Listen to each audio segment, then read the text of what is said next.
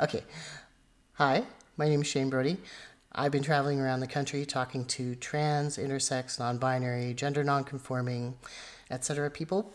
People underneath the trans umbrella sometimes, sometimes not. Some intersex people don't consider themselves part of that community. And I am a long-term trans man. I transitioned in the late 90s, and I've been traveling around, and it's been a lot of fun. And I have a guest today, and they are going to introduce themselves in whatever way they feel comfortable with. Hello, my name's Oliver. I go by they, them pronouns and also he, him pronouns. And I am a queer, intersex trans man living here in Oklahoma. All right, cool.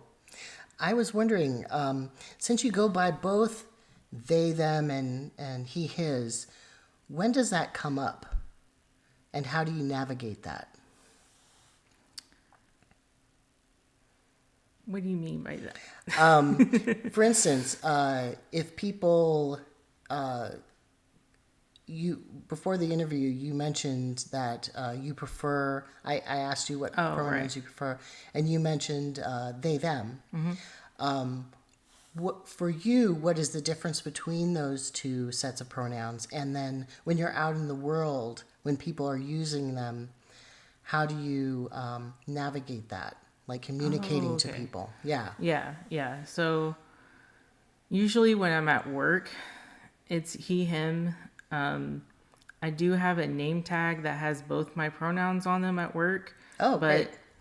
No one reads the name tags. Oh, I see. And it's so small of print. Like, do you work in a big place or a smaller place? I work at a mental health facility. Okay. Hospital. So kind of smaller, like you're likely to know all of your all the staff members around you. Yeah. Yeah. Yes. Mm-hmm.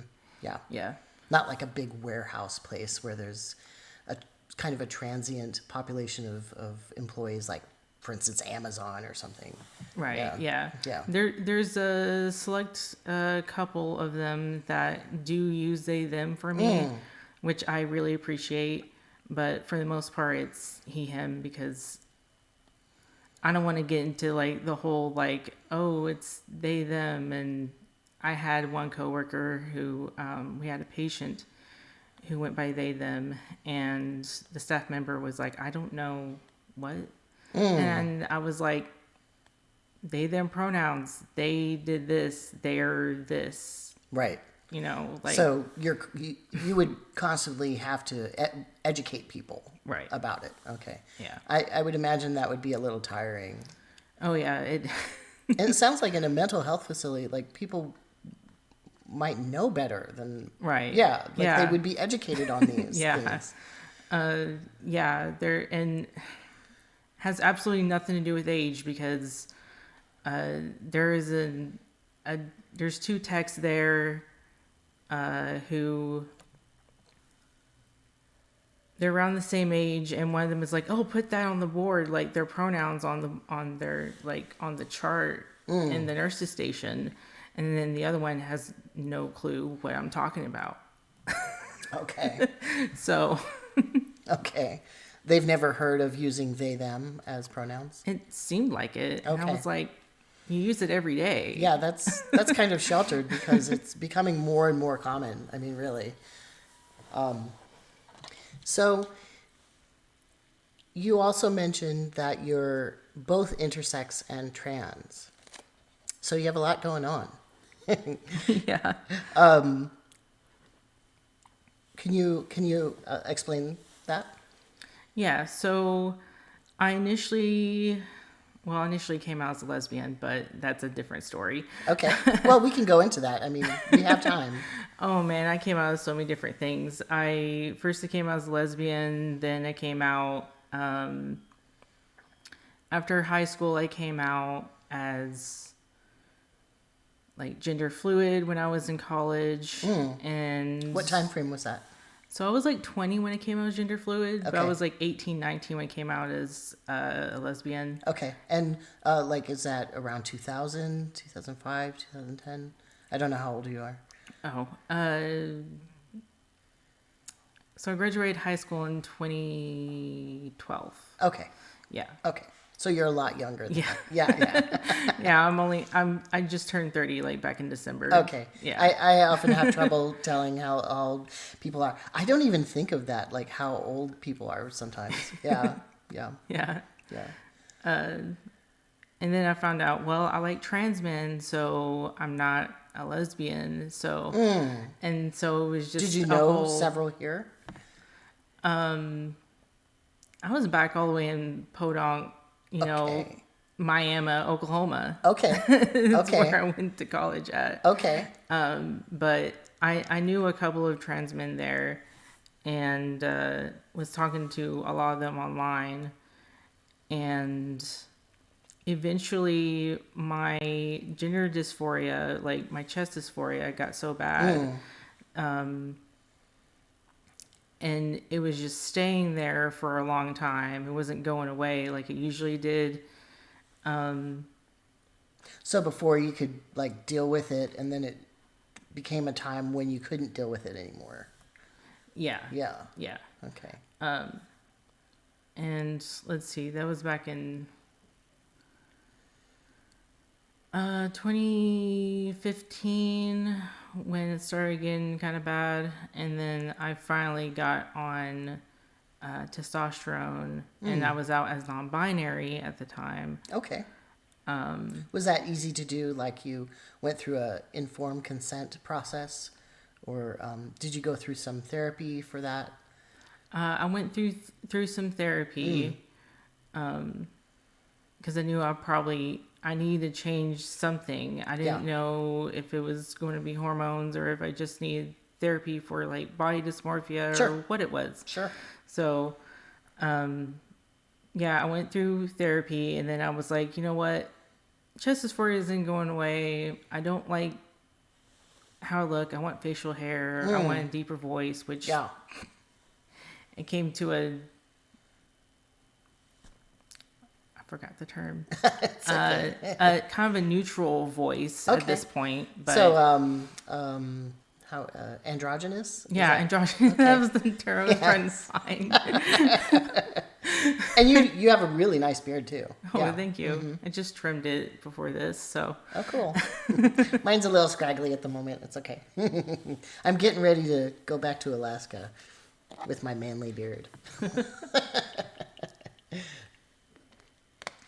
But I remember getting my first binder when back in 2015, and I don't really know the emotions I was going through at the time, but I knew I was like, oh my gosh, this feels so much better than just having a bra on and feeling like... Yeah. So it made you... Feeling like death, basically. So it made you smooth in the chest. Okay. Yeah. Yeah. And then in 2016, the year later, I finally got on testosterone in December. And then I had top surgery. After getting like 2 letters, I got top surgery. Yeah. The year after that. And then I came out as a trans man later on. Through all this, did you know that you were also an intersex person?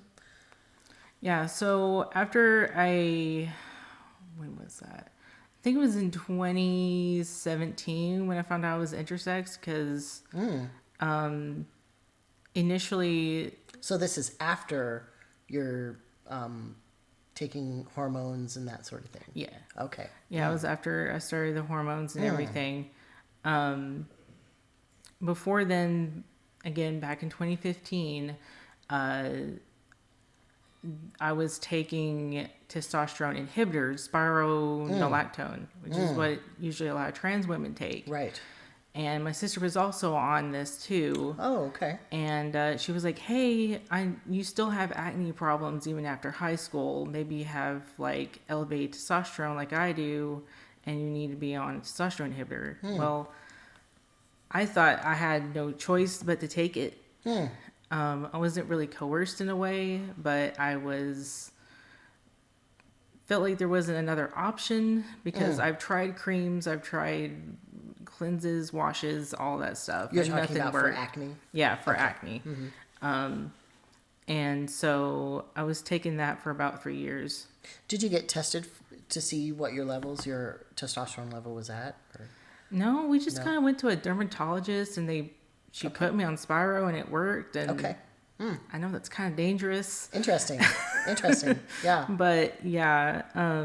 When I was a teenager, doctors kept trying to put me on birth control, basically, female hormones, because I had some facial hair and I was had kind of a chunky athletic build, like I was more muscular than my peers.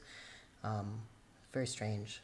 Yeah. I never had hips or waist really. I was like just a block. Okay. And I don't know, I was always a tomboy, but that doesn't really indicate anything. No. But no. what was I going with this? I lost my train of thought. It's okay. I often do that. And I interrupt and we go off on tangents. It'll be fine. Yeah. So you're talking about medical procedures and kind of the timeline of them. Oh, right. Yeah. Oh, we were talking about when I found out I was intersex. Yes. So, before I got on testosterone, I needed to know if I had PCOS because the dermatologist said you have all the symptoms of PCOS, and so I needed to know in case like I had pain in that area, I would know what it is in case I had to go to the ER. Right. And be able to tell them what exactly it could be. Had you experienced that? Like pain strong enough that you would go to the ER? I experienced pain kind of like that when I was like, I first started my like menstrual cycles when I was like 9. Oh, wow. So I had really bad experiences with bad like period cramps when I was 9. Yeah. I was like, Mom, I need to go to ER. And she was like, it's just period cramps. Just like, you couldn't really take anything when you were 9. Yeah. You only had like, I don't know, Motrin or something. Sure. And so it's like, that didn't help very much at all. And oh, I'm so sorry. That sounds terrible. And you were talking about birth control too. They finally got me on birth control when I was 14. They had to fight for it because they were like, you can't just put a 14-year-old on birth control. Why not? If the hormones are out of balance, So for you wanted that because it would regulate you more. Yeah. And you'd be out of pain. Okay. Yeah. Yeah. Yeah, for me, I hadn't started my period until I was 16. So, yeah. I think I also had PCOS. Yeah. Yeah. So, so I'm kind of active in the intersex community. I need to be more again, but yeah. It's a very small community. Yeah, it's pretty small. And it's just from the outside view too, the activists that are in it are very active. Oh yes, very. And then the people who are not, well, some of them don't know that they're intersex for one thing. That's a whole another issue. But other people are very quiet about it. Yeah. Yeah. And that's where it's so small because a lot of them are closeted. Right. Like statistically, we have more intersex people in the world than we do trans people. Right. And all that is more common than redheads. Yeah. Yes. Where was I going with that? Oh yeah, I needed to see if I had PCOS. And so we did like a ultrasound type thing, and they were like, we're not seeing any cysts or anything. So like that was criteria number 1 as to whether or not you had PCOS or not.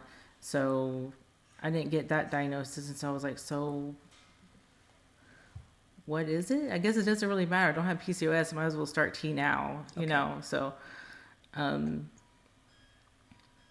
that's kind of what I did the following year. And later on, my sister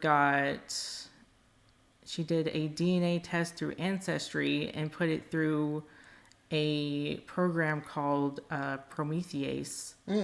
And she's a medical doctor, so I trust she knows what she's doing. Sure. And she found out she has what is called non-classical congenital adrenal hyperplasia. Oh, okay. Which is short term for that is NCAH. Okay. And it's like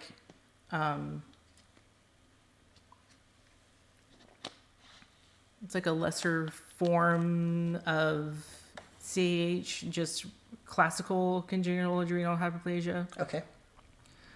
And that's what I'm assuming is an intersex condition. Yeah, it's an intersex variation. Okay. Yeah. There's several of them, like many actually. Oh yeah, right? there's I forget how many are yeah, there's over bunch. There's like I think over 100. Yeah. Yeah. But it's yeah. interesting. People will sometimes talk about sex and it's just male and female. Well, there's like like you're saying, 100 variations. Right. Yeah. And the medical community has been trying their best to try and just erase that and be like, no, it's male and female. Yeah, that's another topic. Yeah. A previous guest mentioned to me how they had surgery when they were 3. Right. Yeah. Mm-hmm. And it bothers me about this legislation coming in too, because they're all like, initially the legislatures are like, oh, we don't want trans surgery on kids. We don't want these genital surgeries on kids. And I'm like, yeah, but you're making exceptions for the intersex kids that right. are vulnerable to this surgery. Yeah, it's and interesting. No one's doing this kind of surgery on trans kids at all. Yeah, somebody read one of the bills. It was either here or Texas. Like Texas and Oklahoma keep kind of doing the same things. Mm-hmm. Oklahoma keeps kind of copying, I believe, what Texas is doing. But there's these anti-trans bills. There's always like an exception for intersex people.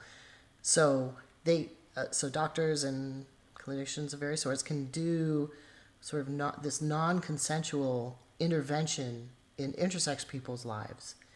But when it comes to autonomy, like of trans people, they're also taking that away. So right. Really it's just about control, right? Controlling everybody's bodies. Yeah, it seems like America has this issue with consent. Yeah. Like ever since the beginning. Oh, yes. Oh, yes. And every moment, I feel like my day is full of like competing with people or setting boundaries. And no, really, it's really a harmful part of our culture. Yeah. Right. Yeah. Yeah. So how has it been since you've been on testosterone? Do you feel pretty good?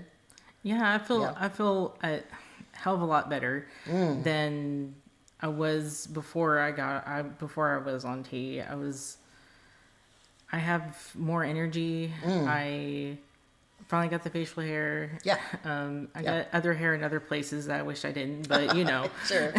I noticed you have very hairy arms. Oh yeah. So I always had hairy arms. I had hairy legs. Okay. Back when I was like 9. Sure. And I got made fun of for it. But yeah, I think I started growing leg hair when I was 8 or something my goodness, like that. Wow. But wow. You're also quite muscular, it looks like. Oh yeah, I gained muscle when I got on T too. Mm-hmm. Are you one of those guys that just kind of like boof, didn't even have to work out? Yeah, pretty much. Yeah. I know some guys like that. It's like instantly like whoop, I know there was this one trans man I know who he grew like 6 inches tall. Oh yeah, right. Yeah. Like taller, and I was like, yeah. Well, that means the epiphyseal plates in their long bones hadn't fused yet, which is an advantage of starting earlier, right? Or getting hormone blockers and then and then starting hormones, because hormones will shut off the epiphyseal plates. That's why so-called females are, tend to be shorter than males, right? So you get more long bone growth in males. Yeah, and again, it's sad about this legislation. They're trying to get rid of gender affirming care, so yeah, and that includes, so you also can't have the advantages of that. That right, and also it includes therapy. I mean, how can people even figure out what's going on with them if they're having some trouble if you don't let them go to therapy and talk about these issues? But that's part of gender affirming care, is therapy, Right. Even if people don't transition, like socially or medically, therapy is important. Right. So, yeah. I forgot what else I was going to say. Well, we were talking about how testosterone made you feel better. Oh yeah. Yeah. Yeah. There's I had a whole list somewhere of like what testosterone has done for me. Okay. But I remember I lost a bunch of weight, fat redistribution. My voice did get deeper, although I feel like I need some voice training to really get it to where I want it to be. But so you want to have a deeper voice. yeah, like it's there. It's just I'm so used to the higher register. Yes. Because like I've worked in customer service. I'm autistic, so I mask a lot and all that stuff. So yeah, it's it's going to be hard to undo, but yeah, it's possible. Yeah, I get people call me ma'am on the phone. Right. Yeah, it happens all the time. Sometimes I'm okay with it. Sometimes I'm not. Like, if people just assume sometimes that I'm female and they don't, like, my name is not female. Right. It's like they didn't even read the information before saying anything. It's a little weird. But usually I don't care that much because I'm not on the phone that often. But if you're doing customer service, yeah, that would be like all the time. Yeah. Totally. Yeah, and I'm going to be on the phone a lot at work, so. Okay, we took a little break. My dog needed some scratches. So one thing I noticed when you walked in is you have a kind of a unique look to you. You have long hair and this flowery shirt and a beard and a little bit of makeup. And I was kind of wondering about that. Like, when you're out in the world, how do people like kind of react to you?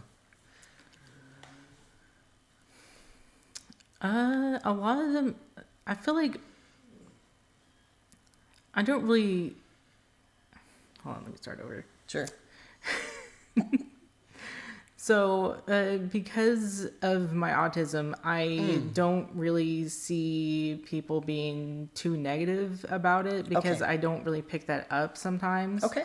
I don't really pick up, people being rude most of the time and stuff like that. So, I feel like most of the time people will give compliments, especially on my glasses. Yeah. And my shirts and stuff like that. Yeah, I love that shirt. I used to try and find Western style shirts with like some embroidery of flowers on them. That was like my favorite. Yeah. I would definitely say that I'm perceived as a gay man, like a gay cis man. And I'm just like, sure. I'm like, you think I'm cis? Like, yeah. But anyway. How does that work with, this is, I guess, more personal question, like with relationships, either friendships or more intimate relationships. If people are perceiving you as a gay man, would you consider yourself a gay man? That's another topic too. My sexual orientation and my romantic orientation fluctuate a lot. Okay. So, yeah, that's kind of a new thing. Yeah. Like the younger people like yourself and younger kind of split out split off sexual orientation and romantic orientation. That's something I just learned like a couple months ago. Yeah. I had never heard of it before. Yeah. Yeah. Yeah. There's a term for it. I usually just say queer. Yeah. Because it's Queer's good. Universal. Queer's great. I'm all the queer. Yeah. It's true. It's true. You are all the queer. But yeah, they call it. You are the parade. They call it abrosexuality. Okay, what is that? I don't know. So it's like it's part of a Spanish term.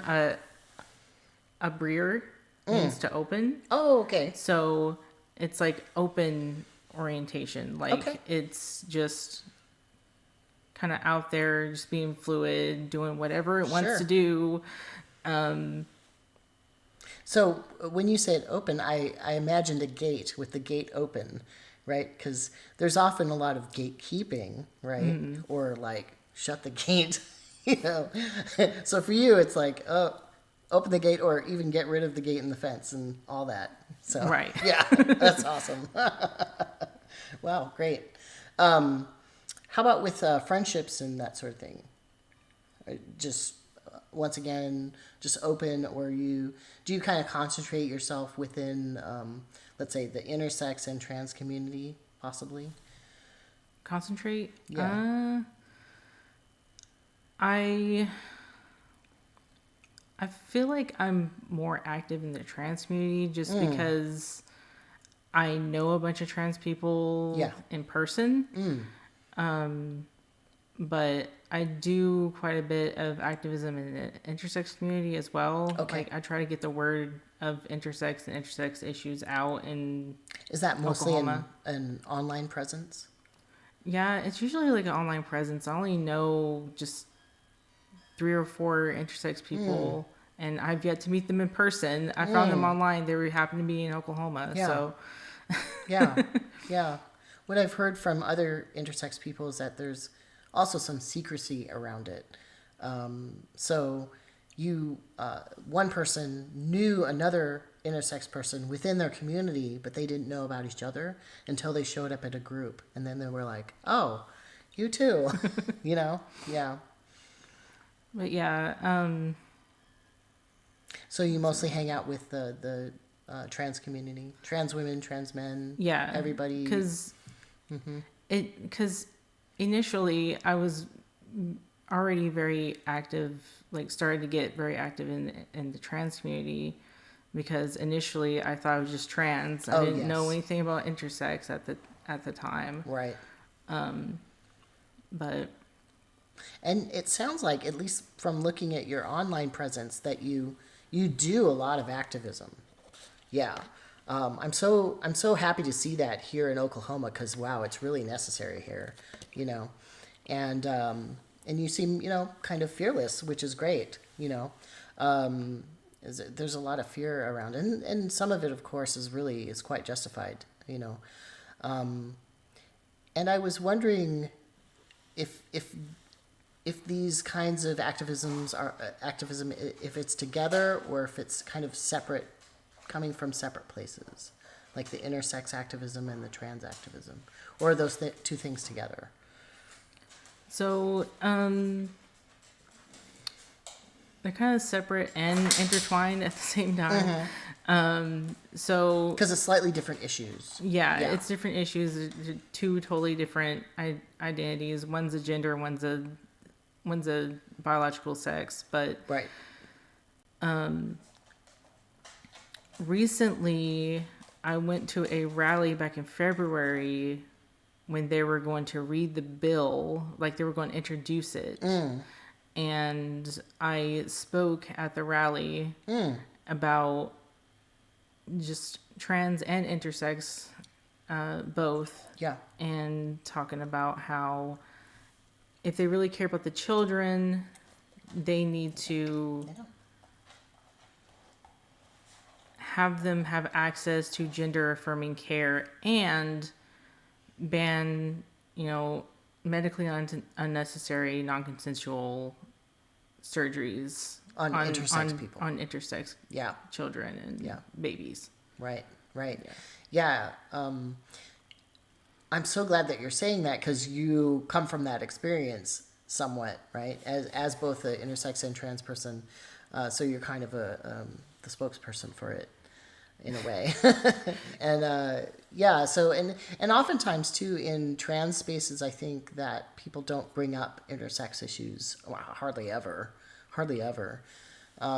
It's only been recently, since I actually interviewed an intersex person, that I'm even bringing it up, which I feel actually kind of bad about. It seems like these communities are fairly separate oftentimes. Yeah. So intersex, like, I feel like it's been being mentioned more. I don't know if it's because of me or what it is. Maybe. It could be because of you, really. But I noticed here in Oklahoma that intersex is being also included when it comes to anything trans, because usually when trans people's rights get trampled on, intersex people also get the brunt of it as well. Yeah. So.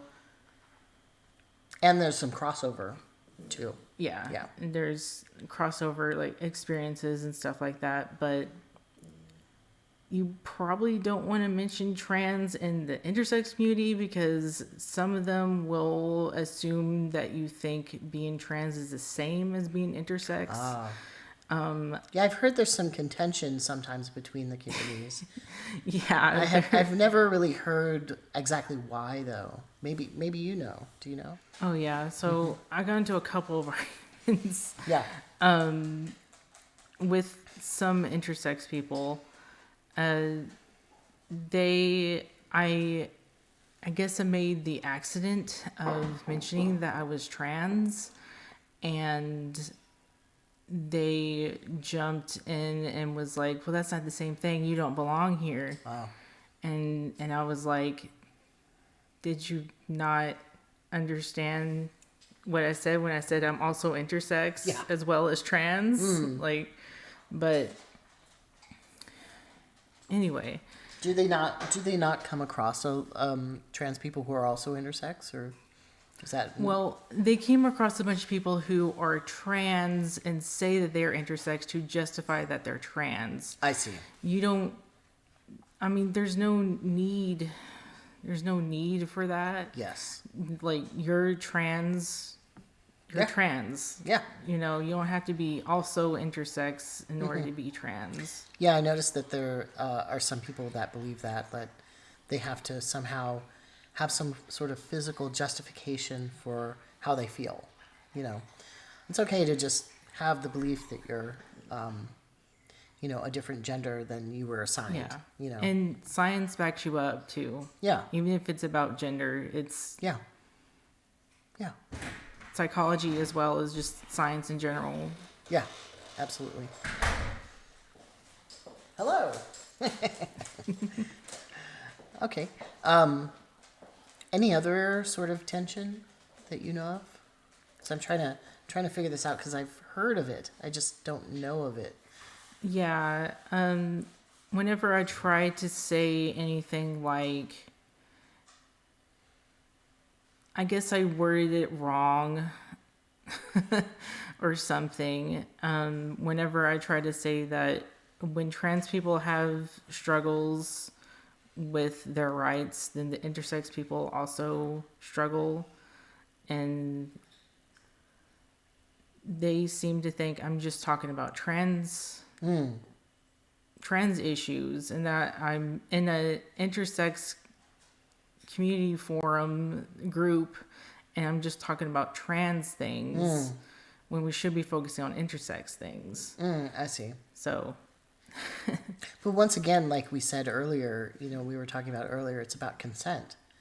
Both communities deal with consent issues. Yeah. The choices or the autonomy of both aren't considered. Yeah, and the self-determination is out the door too. Right. Yeah. Right. And then we are constantly talking about freedom in this country, and freedom for some people, maybe. I don't know. Freedom for one type of person. One type, yeah. Yeah. But the majority, no. I don't think so. You were talking earlier about your sibling. How is your relationship with your family these days? Yeah, so my mother has been on this whole journey from me coming out as a lesbian, and she's come around, and I've showed her a lecture / sermon of this guy named Matthew Vines, who is leading a Reformation project. Okay. And he is, I forget, there's a Reformation project conference that he puts on every year. And it's for people who are studying the Bible and what that means for the LGBTQ community. Okay. And are you talking about in a positive, affirming sense? Yes. Okay. Yes. Okay. What the Bible says about these things and all that stuff. Also, what it doesn't say. Mm-hmm.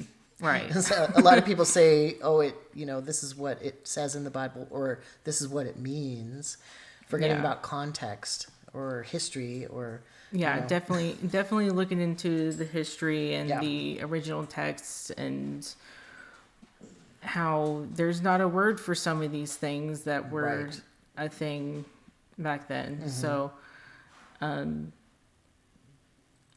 languages don't always equal each other. Mm-hmm. So there's many translations of the Bible.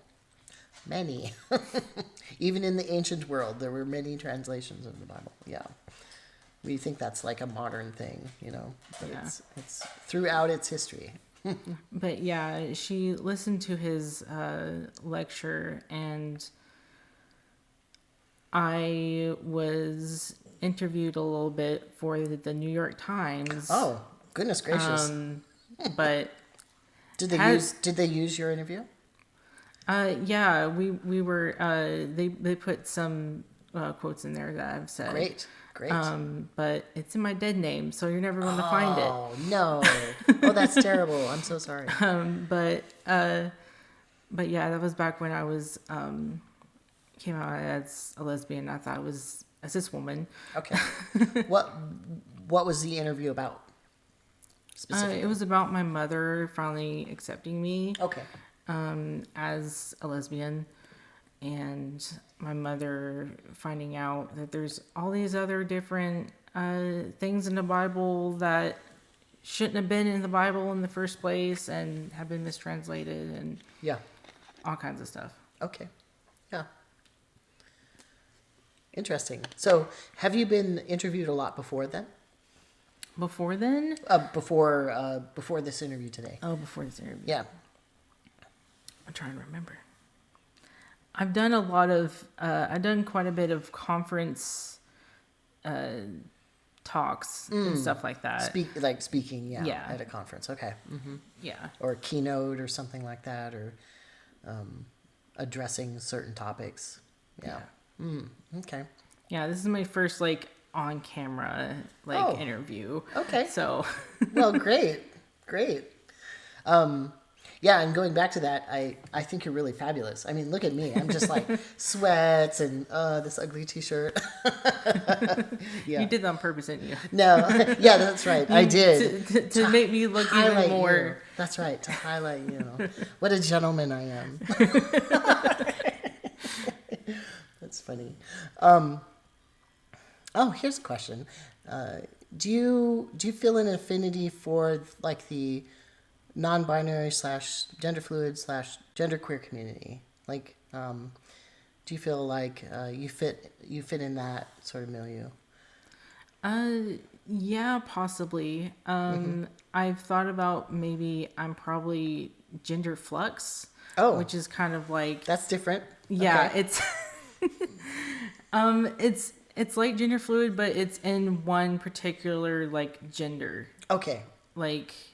For me, it's being a man, male gender. Sure. And so it can fluctuate from like, I'm also like agender as well as a man. So I'm like a demi boy or something like that. Okay. Or I feel like I'm a femboy or something like that. So yeah. In my older sort of language, you would seem kind of femme or feminine. Yeah, I like a feminine man. Yeah. Yeah. Yeah. And there's always room for that. There's always been room for that, like in queer communities. Yeah.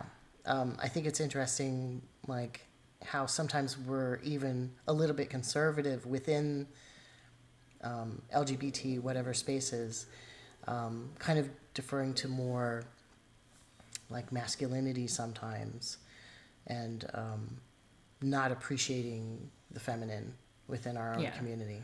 I don't know if it's, like, trying to appease... the cis people, or it's trying to conform to it. I don't know. Maybe it's the same. Well, for a while there was like straight passing, cis passing, or just passing in general, and then also straight, was it straight passing for gay men, like that was a thing. Like people, like cis gay men would put that in their profile, that they were straight passing or something, as if that was like a good thing. Like you're still gay. I guess it seemed to signal that, hey, you're safe. No one's going to think you're gay because you're right around me. Just a couple of bros hanging out. 6 feet apart because they're not gay. Yeah. Right. That's hilarious. Yeah, but they're just out for dinner and dancing and drinks. And something else. Yeah. Well, that's great. So you and your mom have talked about, have been through a lot of different changes. Where are you at now, I guess, with your family? So another interesting thing about my mother. Okay. I think she knew I was trans before I did. Okay. I think my brother knew too. Like, there was a talk about all these bathroom laws happening. Oh, okay. And so she was like... That's been going on for a while. Yeah. And so she was like, you want to be in the guys' bathroom, right? And I was like, Mom, I'm a lesbian. I'm gay, not trans. And I'm just like, well, I just kind of ate my own shoe there, you know? Mom, I'm not trans. Uh-oh. A year later. Mom, guess what? But, yeah. So right now my mother has came out as intersex. Oh, your mom too? Yeah. Wow. Yeah, that's kind of where I got the variation from. Well, I got it from both my parents. It's a recessive gene. Okay. But for my dad, NCAH doesn't manifest as really an intersex variation. It just seems like, oh, this is a boy who hit puberty really early. Okay. That's what it looks like. Okay. And but he carries it. Yeah, he carries that gene. Yeah. That's so interesting. I don't know anything about this. So you're probably like blowing people's minds now, about this. Yeah. But yeah. She came out and she has been doing her own little activism online about intersex and trans and LGBTQ in general. Well, she sounds like she has a lot of experience with it, right? Yeah, totally. Yeah. And another interesting thing is she would say things like, man, I wish I was a guy back when I was younger. And I thought that was just a normal thing of wanting to be the other gender. Sure. Or something like that. And so, I always thought it was normal. And then I had a friend who just kind of looked at me weird and was like, I don't feel that way. So I was like, and this was back when I was in high school. And I was like, okay. And it made me rethink. I was like, okay. Well, that's kind of weird. So the thoughts that were going through your head and what you were voicing sometimes out in the world, you thought was very normal. Mm-hmm. Yeah. And, and normal is such a weird word to use, but, I thought everyone you felt thought that way. everybody thought, and then you found out it wasn't, and then did that mean that you became more quiet about those issues, or? Yeah, I think I became more quiet about it. Yeah. And then later on when I came out as a man, and then I was like, Mom, you remember when you said this? And I thought it was just, everyone thought that. And so it's like, I don't know. Maybe she's an egg. Who knows? Well, it sounds like people in your family are just coming to like all these revelations in steps in steps, but also kind of in the same time period. You know, you're all kind of discovering these things about yourselves. Gender as well as like, medical things. Yeah. Mm-hmm. Yeah, I guess we kind of do things together. I didn't. Yeah. Yeah. Didn't think about that. Yeah. Well, it seems that way from the outside. I mean, over the years, it's been a longer process, but just hearing from what you're saying right now, that's what it sounds like. So you're all kind of supporting each other, it sounds like. Yeah. In what you're doing. Yeah. That's really cool. Yeah. And my dad, for some reason, like, he seemed really supportive at first. Like, I was like introducing myself as Oliver, and he was like, "Okay, hello, Oliver. How are you doing?" Yeah. And like, he's always called me his kid. He never called me like his daughter or anything like that. Oh, that's great. Ever since the beginning. And so he recognized you. Yeah, he seemed to recognize me, but my stepmother kind of has a chokehold on him. Okay. And okay. Well, there you go. He doesn't talk to me anymore, and I feel like it's because of her. Oh, no. But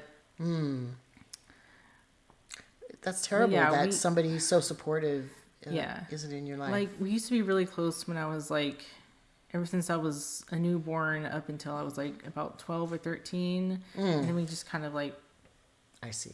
Oh, it's still going, and now we don't talk anymore. So, okay. But it is what it is. Yeah. Yeah. So what do you think about the future? What's in your future for, you're being kind of a fabulous queer intersex and trans person out here in Oklahoma? Oh goodness.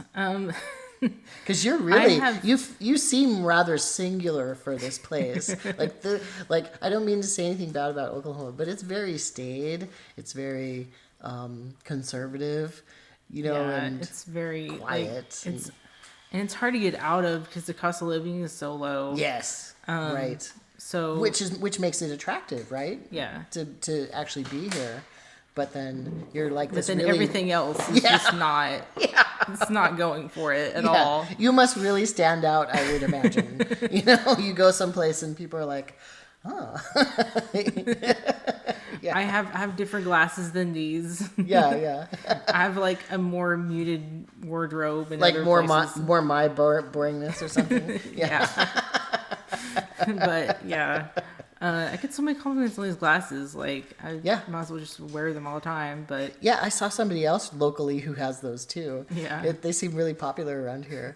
It's interesting. I find that sometimes in very conservative places, the people who are out or just can't help but being out, or like very butch lesbians or flaming gay guys, or kind of in between wonderfulness right here. Like, you're just really out. It's like you can't help it, and it's wonderful. It's like a beacon for other people. I'm serious. It's like, whoa, Yeah. Whereas on the coast, there's many people who, are very open and out and whatever. And so it's like, oh, you don't even notice. But here it's like, wow, because it's so conservative. Right. So conservative. Yeah. Yeah. But yeah, there's still like some hurdles I have to get through. Yeah. I need to get a hysterectomy, which has been a pain in the butt. because Senior Care, Medicaid here in Oklahoma, refused to cover my histo because I have an M gender marker. Oh, yes, right. And so they're like, oh, this is a female surgery. I'm like, why your surgery is gendered? That's so dumb. Yeah, yeah. Like, what do I do if I have these parts then? Do I just... Right. If the person needs the care, right. give them the care. I'm like, what if I get cancer? Like, what are you going to do? Right. Well, it's not going to cover it, I guess. That has happened, actually. Right. Yeah, I've known of people who have either their conditions worsened, or I've heard of people who have died. Right. It's preventative care at that point, because like, I think trans men have more of an issue with things like cervical cancer because they don't get the pap smears done. That's right. Which is That's right. Also, understandable, but cis black women, and I'm sure right. also queer black women, and also just lesbians in general as well. So yeah, trans men definitely would be lumped in there in terms of, you know, having that similar anatomy and not getting care, either from poverty or discrimination, or, you know, combination, of course, of those factors. Yeah, totally. Right. Yep. And then people just don't want to go in sometimes because they'll get a bunch of crap, you know, from the medical providers themselves. You know, and it's always like women's clinics. Like, okay, there's this one. Sure. There's this one clinic that I've been trying to get my histo at, and their motto is "Women caring for women," and I was like, "The hell you are!" Like, yeah. Hello. Yeah. Or maybe they could have like a special night, you know, once a week or something, you know, a special time when they welcome in trans people or intersex people. I mean, that would be so great if they did that. A bunch of trans men get their histo done at this place, so it's like, why haven't you guys like come up with a different motto or something? Yeah, or something that's just more inclusive. Something, something. How's the paperwork? How's that, filling that out? Oh, I found when I was younger, it was always such a trial. Like, what do I put? I have no idea. You know. Yeah, like whenever they ask for like birth sex or birth gender, and it's like birth gender, and it's like, what do you mean by that exactly? Do you mean like my actual like birth sex, like, or do you actually mean my assigned sex at birth? Yeah, because usually they don't have my birth sex on there. Yeah. They just have male and female. They don't have intersex on there. Or, you know, do you mean what my federal records say versus my state ones versus my local ones versus... Right. Yeah. I mean, all mine are different. Like, all of them are... all of mine are different, too. It's like, what do I put? And I don't want to lie, right? I want to be as honest as possible, but... You know, it used to be, too, if you actually told the whole truth, sometimes you'd just be completely denied care. And unfortunately, I think we're going back to that, right? We're going to, in some ways, we're making people go back into the closet, to use the, you know, gay term, or we're making people be more secretive about their lives. Not just private, but secretive, you know, and that's a bad feeling. That makes my heart hurt. To think about that we're going backwards like that people are going to have to lie to protect themselves, or you know, find more secretive networks or something to do things. And it's already hard. You know, it was already hard in the good times. It's going to get, I feel like, much worse. So one of the reasons why I'm doing this project is that I feel like we're going backwards a lot in terms of our legal rights, and also socially. I have never experienced this much discrimination before, you know. And I started in the mid-90s with social transitioning and changing my name and that sort of thing. And I feel like it's more difficult now. There's a lot of threats. Out there. So that's part of the reason why I'm doing this project, is to sort of, you know, humanize us, because I feel like we're being dehumanized in terms of the government, taking away our rights, but also just socially. Like I just online, it's just a barrage of hatred and nasty comments, like constantly. Yeah. Do you experience some of that? Because you're an out activist. I've experienced a little bit of it like online, but I don't think I actually received. Could you come in a little? I've experienced some of it online, but I never actually received any death threats or anything serious like that. Yeah. I'm not really talking about death threats. I'm just like kind of the everyday sort of barrage of nasty comments. Like I feel like trans people are just inundated with that. You know, if you have an online presence, it seems that way. But maybe you've been spared that. I hope so. Yeah, I think I've been spared the most of it. Because people, when they usually see me, they're just like, "Oh, that's just a gay guy." So they don't even consider the other part. Okay. Yeah. They don't go beyond that. Yeah. Okay. So in some ways, it almost sounds like you have a little bit of privilege, like a point of privilege. Right. Yeah. No. Yeah. I definitely do. Mm-hmm. Even though there's a lot of hatred and there's like the government is literally out to off me. Yeah. But, all our rights are being threatened. Women's rights, gay people's rights. Yeah, totally. But yeah. Yeah. I have, I guess, a passing sort of privilege of people are assuming that I'm cisgendered, which makes me feel weird, but yeah. Yeah, it's interesting because you're very out and visibly queer, and then you're also an intersex and trans activist. So I don't know how much more out you could be. I mean, really. Yeah. That's cool though. Have you talked to like any legislators, kind of one-on-one? I know some activists are doing that. Or just letter writing, that sort of thing? Oh, yeah. I need to do writing. I've done a little bit of that years prior, but I haven't gotten to do that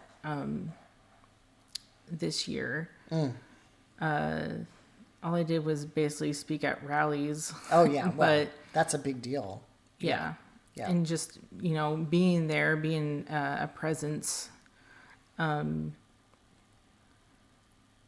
It would be interesting to speak with one of the legislators one-on-one. Yeah. Yeah, I would be interested in talking to some of the legislators. I mean, at least write a letter or an email or maybe leave a message.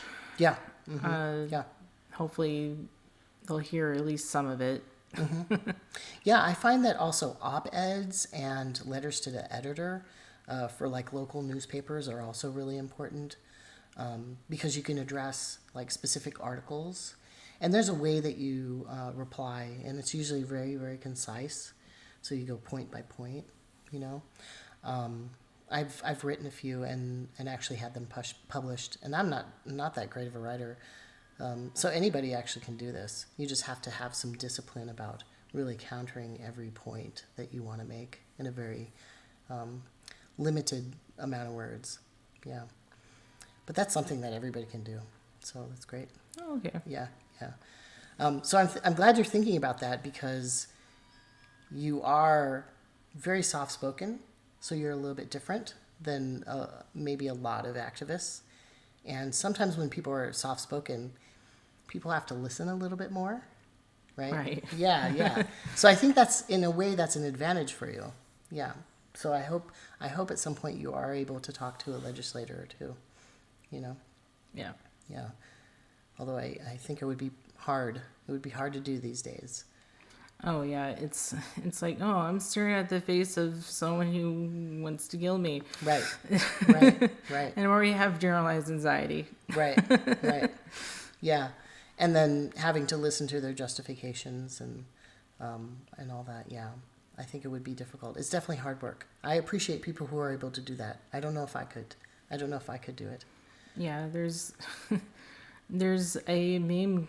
There's like a Twitter message or something going around saying, how do I find the fine line between these two things of someone looking at someone who wants to kill me and trying to reason with them at the same time. Like, right. how do I find that line there? Because it's always like, yeah. And there's usually a power differential, right? So it's usually somebody who has some sort of power over you, whether that's a relationship or, this legal difference, where somebody is like a legislator or mayor or something like that. How do you talk to somebody who, the whole reason that they're in office is to control other people? Yeah, very difficult. I think I would get mad. I wouldn't be the person to do it. But who knows? Maybe I can discipline myself to do that. Anyway, yeah, and who knows if it would do any good these days? It seems like they're pretty set in stone, right, in their ways. Yeah, even like moderates, like what we might term as a moderate or centrist, they are kind of being pushed right or allowing themselves to be pushed right. Yeah, to go along. Anyway, yeah, let's try and find something to end with that's not as doom and gloom. So I guess what are the plans in your life besides activism and all that stuff? What do you have going on? Like what do you see for your future? What are you hoping for? Well,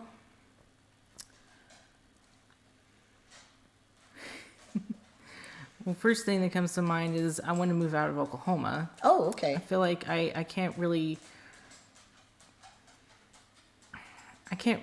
grow very well here. Okay. Like there's probably better job opportunities somewhere else. I've been wanting to get some sort of career off the ground of maybe working in mental health or working at a nonprofit organization, Okay. or something like that. In like an administrative capacity or something? Or as a clinician? Yes. Okay. I'm not. I don't think I'm that picky, really. But Okay. Well, you have to go. Those are two different educational and experiential routes. Like for being a clinician, obviously you have to start a program. My dog is making so much noise right now. Yeah. So, but you don't know, but you're thinking of going in that direction. Okay. Yeah. Yeah, and maybe being a case manager. Okay. For LGBTQ people. Yeah. And finally get my bachelor's degree. Okay. That's Sure. that's the thing I really need to do. Are you like in community college right now or something, or? I was going to a university, but financial aid was like, we're not paying for any more. Oh no. So okay. So now I got to work my way in there myself. Okay. Maybe you can apply for some grants or scholarships or something like that. There's some that are, I know, LGBT focused. I'm not sure about trans or intersex communities though. But who knows? Maybe there are. I don't know. Yeah, I used to know of some, and I think a couple of them closed down. Okay. But yeah. Funding is a big issue. Yeah. Oh yeah. It's sometimes the biggest issue, unfortunately, in a capitalist society. Yeah. The last few years, a lot of nonprofits, in particular, have been really taking a hit. Yeah. Yeah, and just finding people to man them too. Mm-hmm. Yeah. Right. Yeah. All right. Well, so that sounds great. I think you would do very well in that. Yeah, just the way you are personally, and then your experience, and your family situation as well. I mean, dealing with that's such good experience for case managing other people who might be going through the same similar kind of issues. My My dog is hiding his bone in the corner. It's just how it is. Yeah, so I wish you good luck with that. Yeah. Thank you. Yeah, you're welcome. Yeah, I'd like to see more people who are obviously so caring and have so, deep experience getting into that field. Yeah, it's really necessary. Yeah. Yeah, there aren't enough, I feel like, culturally competent people who get into this kind of work. Yeah, yeah. All right, cool. All right. All right. Very nice to meet you. You too. Yeah, yeah.